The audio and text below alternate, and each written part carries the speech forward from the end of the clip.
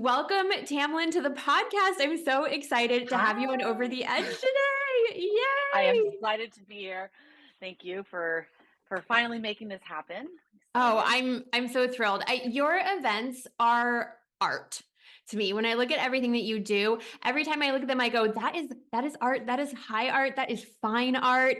Like it is so fresh every time. I feel like everything you do is like, wow, like a kind of like a breath of fresh air, like and so beautiful and immersive and interesting. And so I'm really excited today to like talk about your story, talk about your journey, and talk about like how you view events, how you make events, all of the fun stuff. But first, welcome. I'm so excited to have Thank you you. here. So Thank you. tell Thank us you. a little bit about how, like, your story. Like, how did you come to this point in your journey where you are doing these events and everything like that?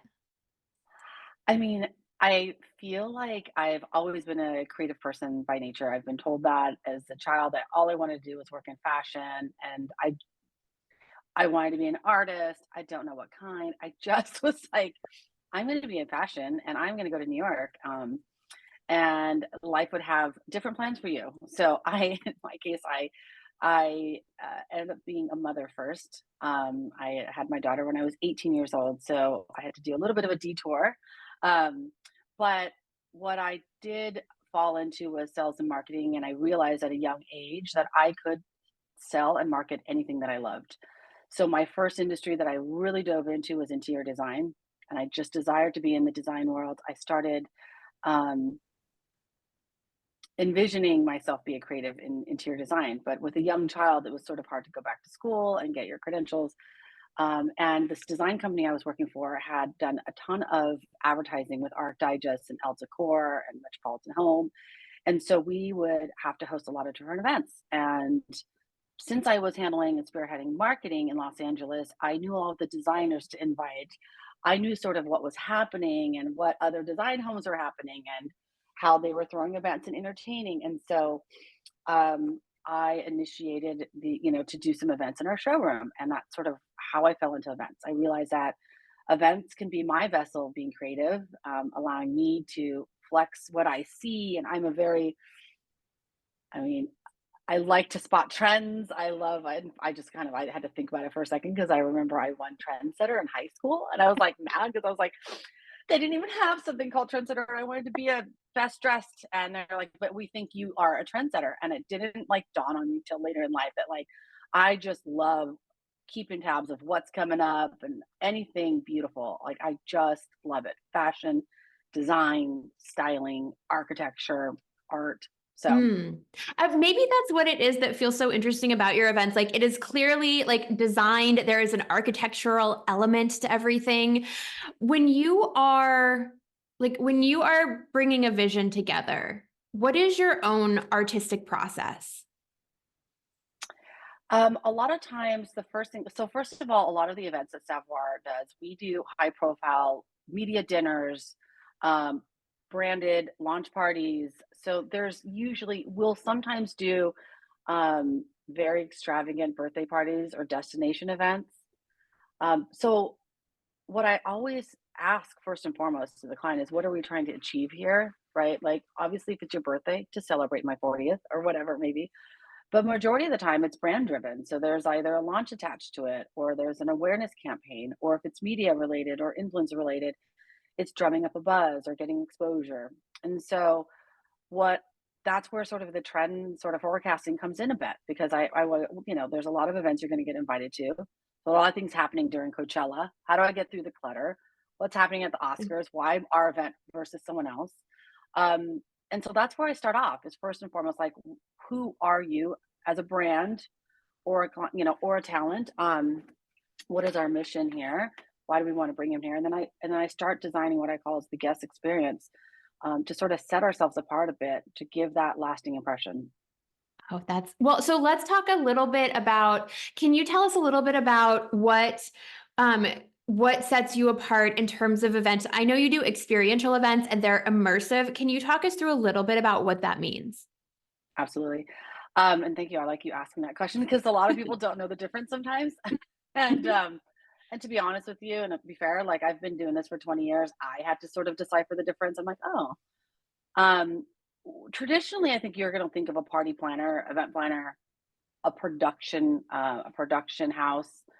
That is when an idea is fully fleshed. A client comes to you and says, "This is what I want to do. We want to have a summer party on the beach, and it's going to look like this. And I just need you to execute it. I want you to bring my vision to life." Here at Savoir, I like to break our process in two segments essentially. The first half is what I say is we go through our concept studio and we start to ideate. So we have several clients right now that says sometimes they're brand direct, and we work with their marketing department and their PR department to understand their goals and what they're trying to achieve through this event campaign, essentially.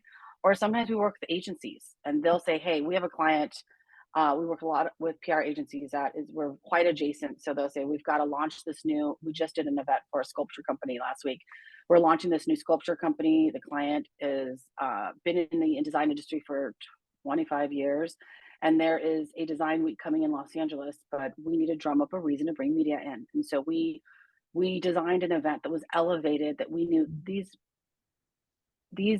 media folks are going to get invited to hundreds of them that week alone. Mhm. How can we set ourselves apart? So um that's sort of what we do is first and foremost is go through the concept studio. So that's where we ideate, Mm. we conceptualize, then we go into like mood boarding and sort of understanding visually what that's going to look like. And then we go into the guest experience, which is like, okay, so everything's beautiful, but like the minute they arrive, what happens? I mean, Mhm. it's from if it is a high profile event, the minute the car arrives, how are they being received? We don't send just a PA. We don't send just we literally have a concierge individual that Mm. shows up to the car, already has a water for, a beautiful, I have relationships with a lot. I find myself doing a lot of brand partnerships as well because I'm like, it has to be the best water bottle ever. And so so yeah, I mean, I think that's how we stand out. We build a lot of that through the concept studio, and then we go into our execution phase. Sometimes that is fabricating, creating schematics, space design, even down to I call it, a sensorial experience. So I was like, what does it smell like? And the last event that I did in March was for in celebration of Women's History Month, Mhm. and the client is a female-owned company. And they said, "We really, really want to make sure that we are intentional about this." I said, "Don't you worry. I mean, everything from every tissue to every cookie to everything from the vinyl vendor to our Mhm. photographer to the hand soap in the bathroom was all founded by females, and we really just make sure to hear what their needs are. And like I think those are the things that you remember Mhm. when you go to an event. I think they stand out. And so anyways, thank you for calling that out because like there is a difference. We do sort of both of it. We handle the concept side and then we execute to the finish. Yeah, We call it the most seamless way to do it. Yeah.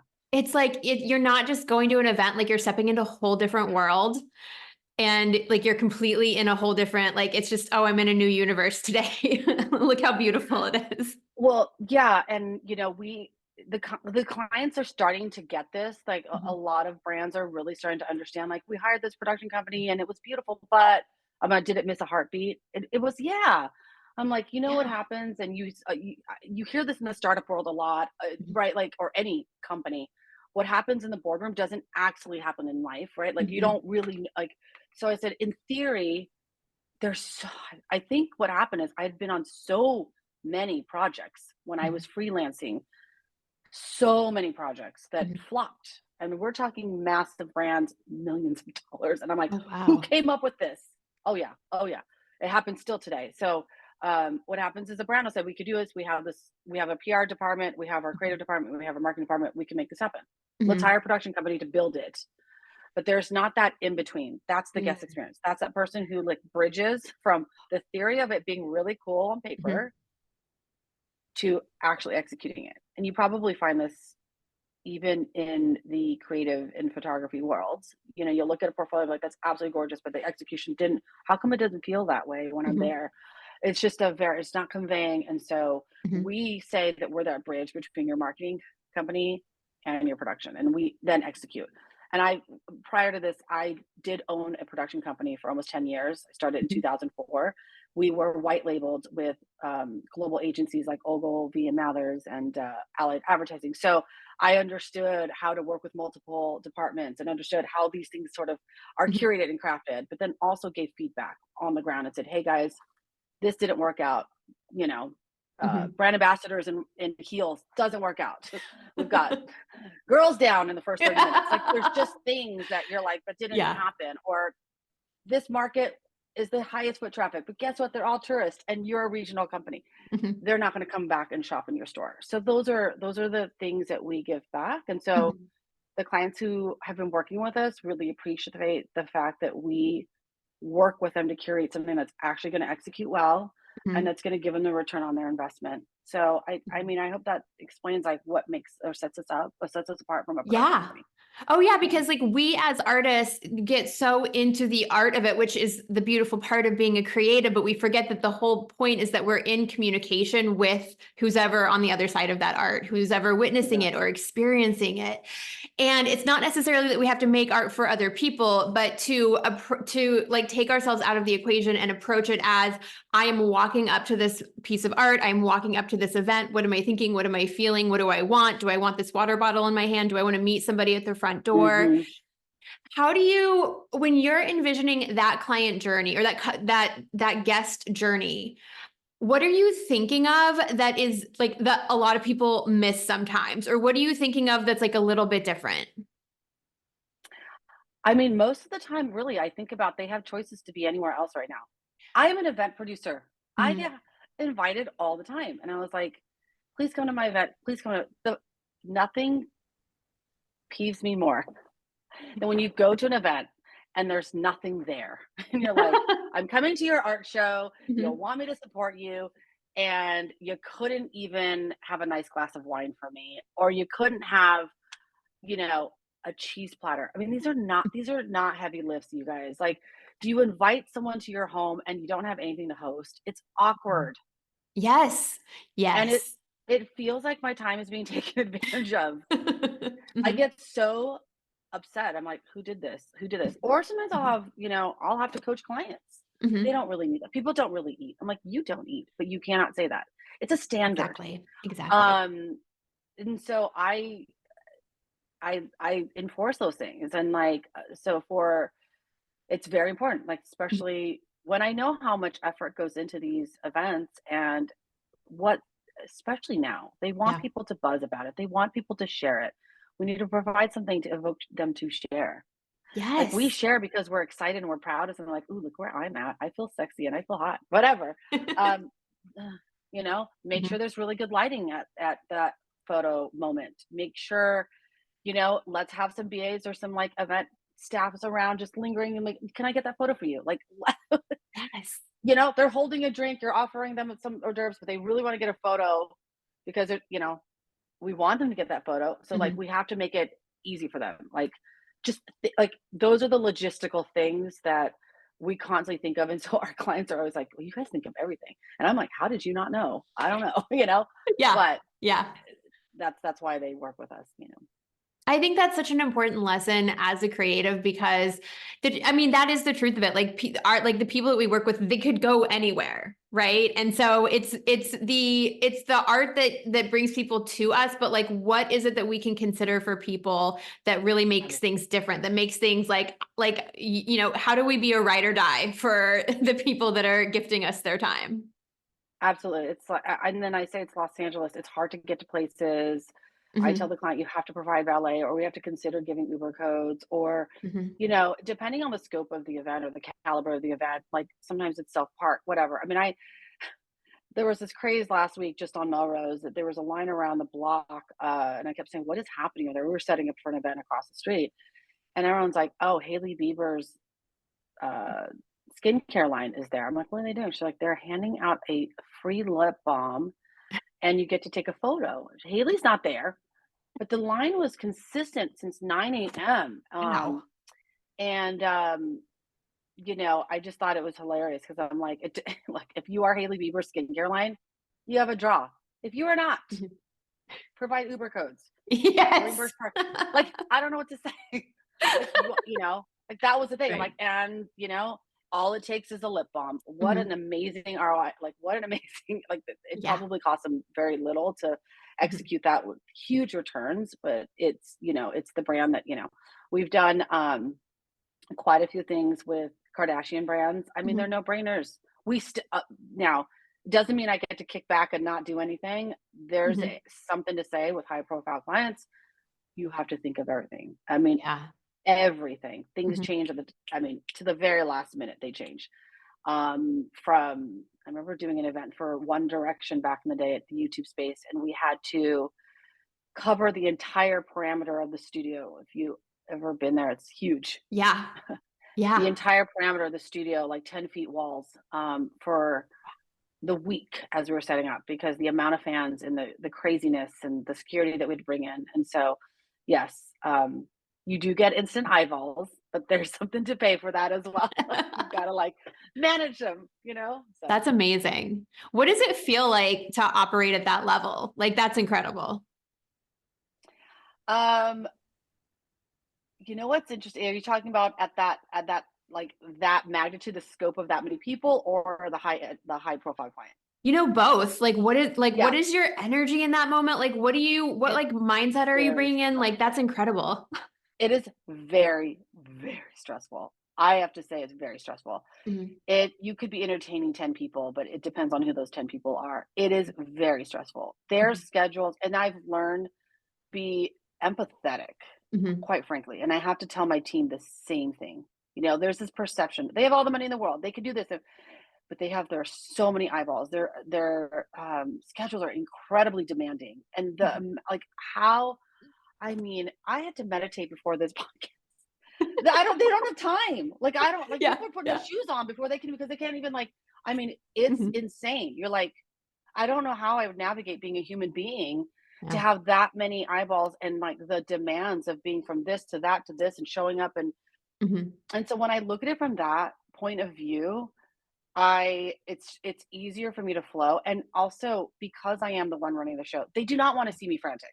So Right. I so we have this Right. thing, so we have this inside thing where we call it deer in headlights. So I would say, okay, team, let's team group, no deer in headlights. And if you're new, you're like, what does that mean, deer in headlights?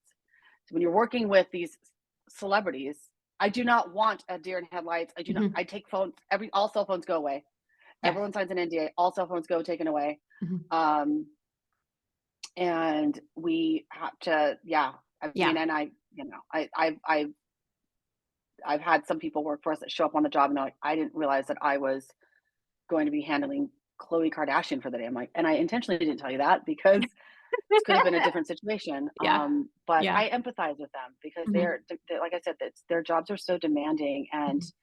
I just can't imagine. So that helps me flow through easier. It allows me to be, Mhm. um, do my job really with them. That's incredible. I Yeah. and the it's interesting to like when you can stay calm outwardly, it brings a weird kind of calm inwardly. Like Yeah. there was one time on set, like one of my biggest shoots ever. I was so excited. I was doing like a jewelry brand with like fine jewelry pieces, and I was like, "This is so cool! Oh my gosh!" And I rented a lens for the shoot, and it was like it's a pretty good production. It wasn't huge, but it was like 5 or 10 people on set that day. And I rented a lens for the shoot specifically for the gems. And halfway through the shoot, I dropped my camera on the lens and broke it. Oh my goodness. And I mean, I took a deep breath and inwardly I'm going, oh my God, oh my God. And outwardly I went, no big deal. We have backup. It's all good. And I Yeah. always bring backup of everything and then backups of backups. But it was such an experience of like, people are watching, my client is watching. It is time to stay calm no matter what happens, including the scariest situation of like the lens I needed is now broken into. That is insane. Yeah, you do. I think also the more we do this is just something to say about who's seasoned. Mhm. We've we've learned over the years. It's something nothing that serious because I would say that would be pretty. I would definitely be. It would be pretty intense to break as a photographer. Like I would definitely be. But I had a situation like very high profile dinner. The host was asking for a glass of wine, and I had kept saying to the catering company, like, we are running out of wine. She's like, we'll be fine. And I thought to myself, I'm the producer. We need more wine. Mhm. And that's not, that's, I'm very one step ahead. You have Yeah. to be one step ahead. Yeah. That's what makes you good at what you do. You have to Mhm. be one step ahead. And I was just like perplexed. I'm like, you're handling food and beverage, and I've asked you, should we be concerned about the wine? And she was like, honestly, and I'm like, are you talking me out of this? So I decided I'm not going to take that as an answer. And I said to my literally PA, I need you to go to the store and get wine. Mhm. This person literally was like, I don't even drink wine. I don't even know what kind. I didn't care. Go down to the store right Mhm. now. Go get wine. Go get this wine or get the, I mean, I'm like, my coordinator, so smart. She tracked her. So our host was like, "Can I get some more white wine?" Everyone's like, running. She wants more white wine. I'm like, "Where is she?" My coordinator was like, "Don't worry, I'm tracking her. Up, she's coming up the hill. She's literally following her location." I I love said, it. "Out there, wine key." As someone with the wine opener, they run out with the wine opener. Take the glass. They take the glass. Wine opener pulls it right, and she was about to give a speech. It Oh was my literally God. televised on Hulu, Oh, and she like they literally was like, "Oh, can I?" I had no clue, and I was like, and so yeah. this is the thing. But so my Yeah. team who know that works with me a lot, when I go, I think we need to, and every single time, I think we need to do this. Mhm. It said it'll get here in time. No, it does. I don't believe it. But it says it'll be here in time. But do you always believe? No. Every single time it doesn't arrive. And I said we could never. Mhm. So like I'm like, I need a backup for the backup. So the more you work with me, the more you realize Mhm. she's not crazy, guys. She has done this Yeah. before. Yeah. Like it seems like she's micromanaging, but she's done this before and she ends up Yeah. being right. And so like I'm literally like, I can't. I can't Mhm. deal with fight or flight the day of the event because Yeah. something what I said, remember I told you so? Yeah. So that does come with experience, right? I think after a while you Yeah. just learn like it's better to double check and it's better to have the backup white wine and all the Yeah. things. Yeah, You backups on just do. backups. And it's yeah, exactly. Cause you never want to say no to your client. Like I never want to say no. I always want to find a way to say yes. And that often means backup, overflow, extra. And it's worth Oh it to boy. like, and yeah, to like just to spend some money and just get the backup, even if you don't. Yeah, exactly. We've learned that even in our large scale productions, Oh. that gets really but that's difficult to predict because we did this one time where we literally took over a street. We did a whole block, close out the street for Lululemon, and the entire setup took place overnight because, of course, it's a morning Mhm. workout. So like by 6 a.m., everything is poof magically here, right? And how do you back up things in the middle of the night? Like we didn't realize that the street was at a slope. There was just a bunch of different things, and you're like, Mhm. oh my god, the walls are and it's just so like, but Mhm. what makes you good at your job is understanding how to remedy things, being Mhm. resourceful, and having a backup plan. And so we've definitely been faced with a lot. I wish I could like I don't think anyone cares. I was gonna say publish a book on these things, but no one cares. No, people care. There's Oh a my God, you should write you really should write a book. You should I do just it. dis- I just discovered someone had just sent me it's so funny. It's my esthetician who literally Mhm. used to be a producer for Ralph Lauren and Vogue, and now she's like, Ooh, I left. I left. I'm doing faces. I'm like, kudos for wow. you. But she was telling me that there is an Instagram page called Anonymous Producer, and there's just some funny like memes of like a woman in the ocean, but she's on her laptop. Like, and I'm like, literally, I'm like, that is me. My everyone who works for me knows there's this saying like you bring your laptop, your compute, you bring your devices, you bring your backup chargers, you have your phone completely backed up before you start the job. Mhm. No excuses. Mhm. Zero. Yeah. And it's always like the newbie that's like, I didn't bring my computer. And everyone's like, Oh, it says you no. bring the computer everywhere. And like, but we were just going to do a walkthrough. Yeah, we still have to bring a computer, Yeah. you know, so Yeah. everywhere. Everywhere. And I used to teach, like work with other photographers on like business strategy and mentorship. And all the time I'd get like lighting questions, like, well, what do you do? And what if you're on set and your client wants this lighting and you don't know how to do it and blah, blah, blah. And I'm like, your skill is not know all of the lighting setups. Your skill is resourcefulness. Like if you don't know Yeah. how to do it, you're just going to figure it out. And that's what your skill is. That's like always the number one. Like if you know you Yeah. can figure it out, then you've got almost everything else on lock. Right. Right. Mhm. Yep. You I have love to. that. Totally. So I'm dying to know, like, where do you draw your inspiration from? Like every event feels like its own world, its own different world. Like everything feels fresh, everything feels interesting, everything feels new. Like where do you draw your inspiration from when you're thinking about the design and the architecture and the flow of everything? Like what do you sit with in, I think you called it the concept studio? Hmm. Yeah, what do you sit with in So, there? so first, I work with, so our agency is a boutique agency. So Mhm, there's like, I don't know how long we'll be boutique, but I'd like to keep it small. I'd like to bring in different experts for different clients because it really depends. So, being in this industry for so long, I have a ton of peers that I've worked with on various projects, either for direct clients or freelance, or they've worked for me or they've been referred to me. And so I really hone in first and foremost to what their strengths are because there mhm, really are different strengths. We have really strong production managers that really can handle the logistics down to, oh my gosh, how many steps there are to the elevator, the freight elevator, because we only have 2 hours to load in. I mean, mhm, there's just, I have been on both sides of the coin, so I feel like I really curate the team intentionally by understanding because I've done both the production and now the design side. To be honest, with you, mhm. most of my career has been on the production side and producing other people's events. And I've been craving to be able to design my own and give my own input. And so Savoir has really been that outlet for me. Mhm. And so thank you for the compliments because I'm super hard on myself. I don't know why. I just am like, oh, could have done it better. Always, always, always, always, like, getting a project to me is an opportunity for me to paint, essentially. That's what it feels like. Yes. Like, it literally feels like Yeah. I get to make something. Mhm, Um, so, um, so yeah, the concept studio is really me watching our process, mhm. really me discovering my process. Does that make sense? Ooh. Yeah, so, like, I was like, Ooh. yeah, like, so I just, like, I've always been someone who's observant, so, like, if I see something, Instagram is a lot of information I get. I love it when I see someone did, like, last year, Valentina did a beautiful dinner party, and I was like, it's been seriously, for my luxury events, that has been a vision of mine. I was like, "I wanna do that. I wanna do Mhm, that." So I see those things.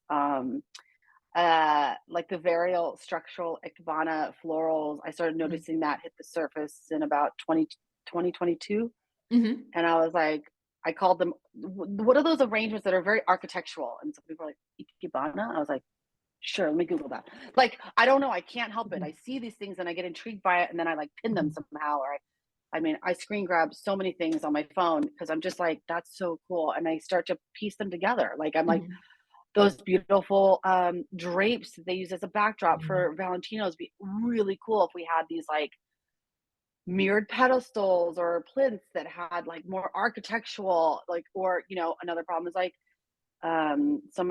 something we just posted on our Instagram. Funny enough, the event was a year ago, mhm, but we were featuring and highlighting the florist because she's Asian American, and they're like, "Well, AAPM, and let's like throw her some love." And everyone's like, "Oh, so beautiful, Tamalin," and I was like, "This was a year ago," and it's because I remember it was that ikebana kind of feel, mhm, but I knew, I was like, our tables are smaller, so these are just standard things. Like a mhm, 30-inch width table is gonna have, you're gonna be closer, so you can't mhm. have a big centerpiece. Oh. And so I was like, well, but we still need flowers. And some people will skip that or do little bud vases. And I'm like, if we do Ikebana style, you can still see the person you're speaking to. It's not this big bush right in the center of the way. Mhm, Just so like, and then I really do look at things as shapes and sizes, even in graphics. I find myself constantly revising graphics that are done with our team, and they're like, "What's wrong with it?" And I'm like, "It doesn't look balanced." And they're like, "What do you mean?" Like, "It's bleeding a little too far." mhm, I can't mhm, help it. I think I've discovered, or maybe I don't think I've discovered. I'm finally in a position where I've allowed, like, I get to. I like to mhm, say that a lot. I get to mhm, apply the things that I am good at, and that's like I've always knew, like, I see something, I really want to make it happen, but I didn't have those opportunities until now. And so this agency has really been that outlet for me. Like, it just feels every time I get a client, I have a couple proposals I'm working on right now. The team's like, "How are we gonna figure that out?" And I'm like, I don't know, but this is like I can't sleep. I Yeah. literally am thinking about it. I'm like, "Ooh, if we would do this, it could be okay, we could travel that with." I just Mhm. start thinking, like, I don't Yeah. know, it just comes to me, yeah.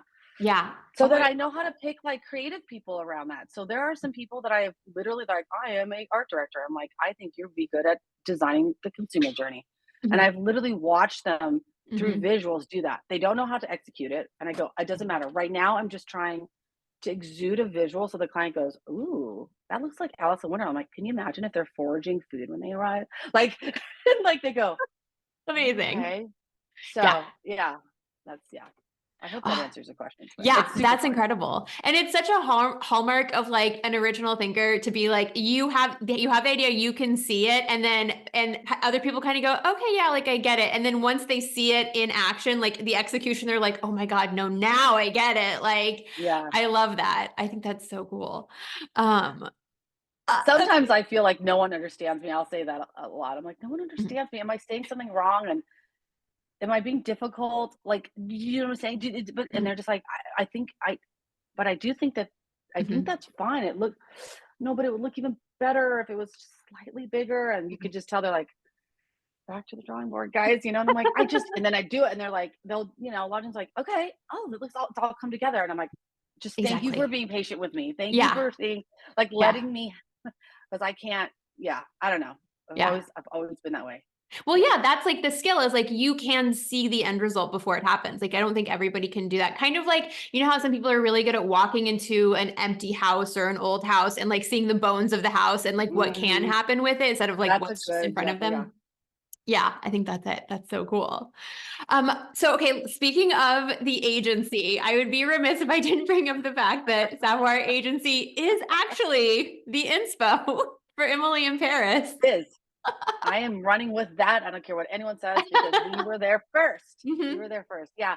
Um, so I'm married to a French man, who I love dearly. But when I was coming up with the agency in 2016, I was coming up with names, and I've always loved the French culture.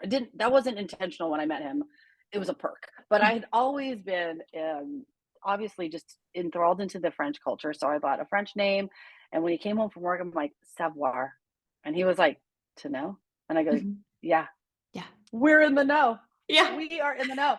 Savoir agency. Like he was like, "To know," I don't know what he was expecting, but well, now he has the funny background story is that my husband is a hairstylist and has been for 30 years, and one of his longtime clients is Darren Star, who is the executive producer and writer of all your favorite shows, Emily in Paris, which is one of my favorite shows, Mhm. Sex in the City, 90210 Melrose Place. I mean, he's known for like he's honestly, I grew up watching his stuff, right? Mhm. And so Philippe has obviously talked to him multiple times and about the company.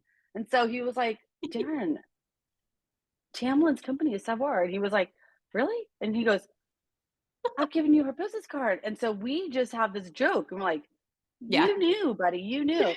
But I'm grateful for it because every time there's a Mhm. new season, I get an uptick. I get tons of intern like submissions, and everyone's like, "I want to work for you." And I'm like, "I am Mhm. not in France. I am not in Paris." But yeah, that's a funny story. And I actually really, really love the show. So Mhm. I'll take it.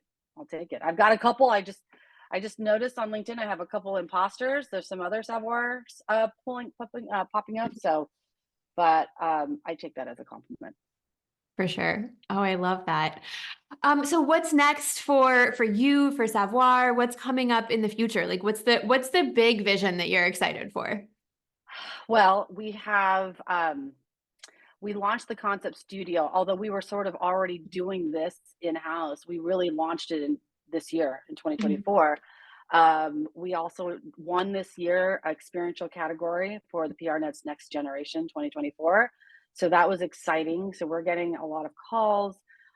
What I'd like to do is really continue to grow our relationships with agencies, marketing, communications agencies, PR agencies. We love working with Brand Direct, of course. We still work with them. but so much of what we do really can support the agencies on the front end as they're working with their clients. And so we have some of those conversations in the pipeline. They're hoping to be some new retainer clients. We have, you know, yeah, we have some conversations to be sort of agency on records with a few, and that's very exciting because Wow. although we're very boutique, I just feel like I'm ready to scale, and I am Mhm. a one man show at least in the leadership, and I I just really would love to be able to scale at a place where Mhm. there's some support and have sort of more. Can you hear me? Yeah, you're good. Okay. Yeah.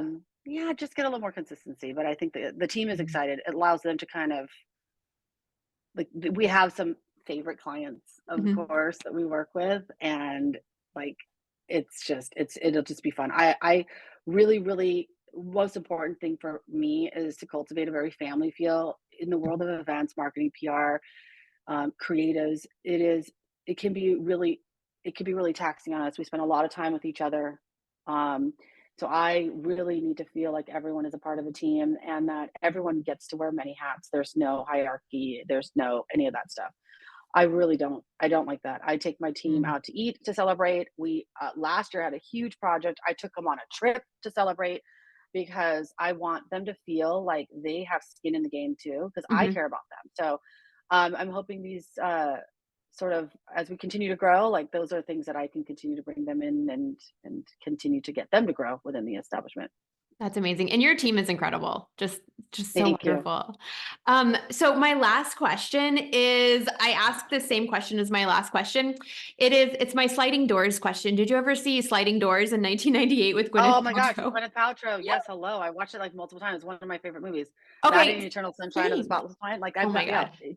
Sliding Doors. I tell Sliding everyone, Doors have you is seen so remember good. that? Yeah. I love, love, love. Yeah. Okay, yeah, so I ask a sliding doors question because I think about this all the time. This is my favorite question. I also do this like with my family when I want to learn more about like my parents and their Mm. lives. And it's such a good question. But I ask people, what is your sliding doors moment? What is something small that happened that didn't seem like it would mean anything, but maybe changed everything or changed something big in your life? Do you have one of those moments where you just go, oh my God, that was so small, but it changed everything? I have this interesting story that I always tell. It's actually not interesting, it's funny.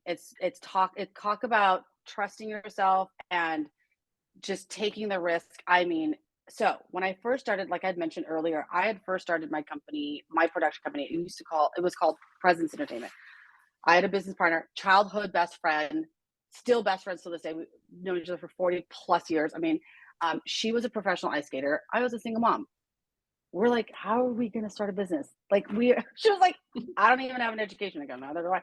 We started our first production company. I'm like, we'll figure it out. Mhm. So as I was doing that, some of my side hustles were brand ambassador work. So I was the Miller Lite girl. I was all the kinds of Mike's Hard Lemonade. I would do, any kind of side job at the time. And one time I remember responding to a Craigslist ad and it said, we're looking for brand ambassadors to go into nightlife bars and promote a horror film. And I thought, huh? And it was $150 for 2 hours. And I was like, 75 bucks an hour, I'll take it, Mhm. and this was years ago too. So that felt like $200 an hour. And so I was like, I'll take it. I responded. I had, because I was doing all these alcohol promotions, I had relationships with bar owners.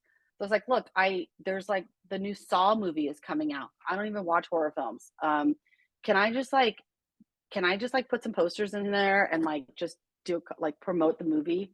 Mhm. Um, the agency that hired me to do that said, "Can you come in?" And I said, "Sure." He's like, "Look, we want to do more of these things." I didn't even understand who they were. I was like, "Look, I'm just trying to make my 150, you know?" He's like, "I want to do more of these. Is there more of you?" I'm like, "Yeah, sure. I know a lot of brand ambassadors." And I did. I had like started collecting my own little database because I was like, Mhm. "Look, we should be sharing these jobs. You need more people. I can work on Saturday. Let's do it." Right. And then very I was living the actor's hustle in LA, but I wasn't the actor, basically. And this guy took my card and kept it. And a year later, he called me and we were it was like he started booking us in Los Angeles, Mhm. and they're a global agency. I didn't know this. At the time, they started booking us in Los Angeles, said, "We love you in Los Angeles, not just me. Like, we need 50 of you in LA because we've got all these programs." Great. You know what? Why can't you do New York? I have another agency in New York and I prefer you. And I said, "Oh, I Oh do New my God. York." And he goes, "You do?" And my partner was like, and I was like, "I need you to trust me." And he was like, "We're going to be there next week with a Fox client." And I'm like, Mhm. "We're going to be there next week too." And she's like, "What are you doing?" We had $600 in our bank account. And Mhm. I said, "We need to just get our asses out to New York." Mhm. I found a brand ambassador friend who had just relocated to New York. And I said, "Melissa, do you want to be our East Coast manager?" And she's like, "For what?" I'm like, "Just play along, please." Yeah. Yeah. She played along. We had dinner with the client from the agency, the ad agency, dinner with him. Next day, I said, "Look, we're having a casting. Please stop by. I would love you to bring the Fox studio client just so they can see that we have a really great, team in New York, whatever." Mhm. Good old Craigslist. We rented a studio. We just had a bunch of people with headshots. Like they came. We won the New York. We won the New York market. Are you going to be Chicago? We won the Chicago market. We won, and then within we were sleeping on an air mattress in New York. Like it was not funny. It was $600 Mhm. starting, Mhm. and within a week we had locked in national business and just was off to the races. Like I mean, off to the races. Like we were flying. We had teams all over the place. It was so insane that like Mhm. talent agencies were coming after us. They wanted to pitch. This was back in the heat of reality shows, so they were Mhm. pitching reality shows on both of us. And like, how do these two people who are the most unlikely to succeed in business? And I was like, I don't know. We're like dumb as bag of rocks. We're just figuring it out. We were fun. We figured things out. We just Mhm. trusted ourselves. And I just knew. I was Yeah. like, what have I got to lose? $600? Like, yeah, I've got to make this happen. I think being a young single mom kind of made me hungry and realized like it couldn't get any worse than this. Let's like Yeah. make this happen. And I just honestly, we were winning $500,000 deals left and right at that time. That's And it was amazing. crazy. It was crazy. Oh, that is such a good So lesson. Let's underline that lesson. yeah. Say yes and then figure it out. That is Hmm. incredible. I love that. I love that so much. Like if there's one thing I could shout out, it's that. Say yes and figure it out. Say yes And and get your butt to New York. Like hell what yes. was what was interesting, and I guess this is what I credit it back to is I was doing all of these odd jobs. They Mhm. were not sexy. I mean, I was okay. Like, look, I was young enough. I'm like, okay, I could be in a miniskirt and promote Miller Lite or Jack Daniels, whatever it is. They weren't my proudest moments. They weren't horrible. I'm just saying, like, I was like, it's easy money. But I remember constantly having to remind myself, like, no one needs to know. You don't need anyone's approval. Cause I mean, Mhm. some people are like, I don't understand. You left your full time job for this. I'm like, I hit a ceiling Yeah. and I can't take my daughter to school. She goes to school at 7:30. I can't take her to school. I can't pick her up at 3 o'clock. Like, I'm building this career, but like, it doesn't include my life with my child. Like, this Mhm. doesn't feel right.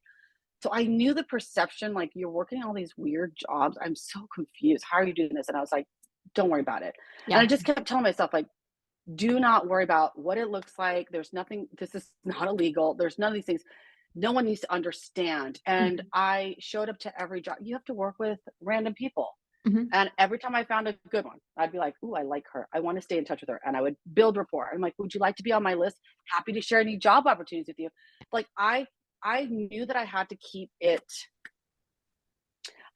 positive and I had to keep it open. I had to be optimistic about it because it was like I knew it was just the means, it wasn't where I was going, if that made sense. And so who Yeah. would have thought my goodwill of trying to share work with other people, that database became the most valuable thing for me. Mhm. We had over 4,000 actors and brand ambassadors on our database. At any given Wow. time, we could have up to 300 working for us. That's incredible. That's Mhm. how that grew for me. And I always, in fact, I think about doing it a little bit now. I'm not sure. It's kind of hard, because what really sold it was because those folks knew me and they got to work with me, and that's where you got loyalty. You get Mhm. jobs all the time. People flake a lot in this town, right? Yeah. And I think they knew that I knew what it was like to be in their shoes. I paid them well. I fed them. Mhm. Again, simple things. You Yeah. want me to work a 6-hour shift? You're eating all this fancy food and I don't get anything? No, no, no. I Mhm. always make sure the client, hey, we need to feed our team. If you don't want them to steal food off your plate, you need to go feed them. Yeah. That's just how I've always been. Like I think that's really it. I've been on both sides of the coin. I have been the Mm, server. I really have. I've been the bartender. I've been mhm. the server. I've picked up trash when Jeremy Piven was stamping on the thing. I was like, "Excuse me." Like I've done it, and then I put on the hat and ran the show later that week. So like I've done it all. I've had to juggle it all. So I think that's really, I think that's really, the universe or God or whoever is like saying we're gonna sprinkle some luck on you here. So I love that. That's really like such a master class in success overall. Like, oh, thank you. yeah, say yes, figure it out, and then just the ability to say like this is gonna look, this doesn't need to look like anything for anybody else because I know what I'm doing. I know what I'm figuring out. I know what I'm building, and trusting yourself first. It's so hard, but it's so important. It's everything. Right, right. Mhm. Exactly, exactly. Yeah. Yeah. Thank you so where can people find you? Tell people where they can find you, how they can learn more about you, where do people connect? Well, you can go to savoiragency.com. So that's SAVOIR agency.com. Some people will switch that. It's OI, not the other way around. And then you can also find us, same thing, Savour Agency at Instagram. Um, you can find me on TikTok, but there's not much going on there. I'm trying. I'm trying. I'm going to learn from you. I'm TikTok trying. is a process. It's a process. It takes I time. was just talking to a vendor. We're getting ready to, one of the projects we're working on is a very big one in September. We just locked in this venue, huge, gorgeous venue in Venice, and I'm super excited. And the site manager and I were chit chatting. She goes, "Hey, I saw you on TikTok." And I'm like, "Oh my gosh, I'm mortified." Well, she ends up being a TikToker herself. She's also a producer. Mhm. So she's like, "This is what you do." And I'm like, finally, someone's going to tell me step by Yes. step, like, how do I Yeah. do it? So okay, soon enough, you might be seeing more on TikTok, but, if you wanna, Yes. yeah, you might be seeing more. Good. TikTok is so funny. Like I when I started building on TikTok, it was like 2019. I downloaded it in 2018 and then I started posting in like 2019. And You're I so was progressive, 2018? yeah, I didn't I even was know it was like this could there. be fun. And and it was still like it was just such a different app in like 2018, 2019, but it just became like an amplified version of itself in 2020. So it was a really fun app back then. And so I started posting tarot card readings. And like that's just all I did was tarot card readings like on my Oh, that's TikTok. right. And it's so funny because Wait, like I I read never it. do I that started watching. anymore. Yeah. But that's how I built that whole platform and then I stopped doing it. And but I would be people would be like, "Oh, are you on TikTok?" And I'm like, "Yes." Like don't go look. It's it because at the time like no Oh, one I was on love. TikTok. And so nobody would see me that nobody that I knew in real life would I see did, me. I did. I didn't even remember it was that long ago in 2018. Maybe I caught it on by pandemic, but I did. I remember watching a few. You've done such a fabulous job, and you're so natural, and you're so personable. What even better, Paige, you're like that in person. There's nothing like it's just Oh, you. Like it's thank you. so good. I love you so much. So Oh, good. thank you. Yeah. Oh, you're the best. Thank you so much for No, being on same. here You today. too.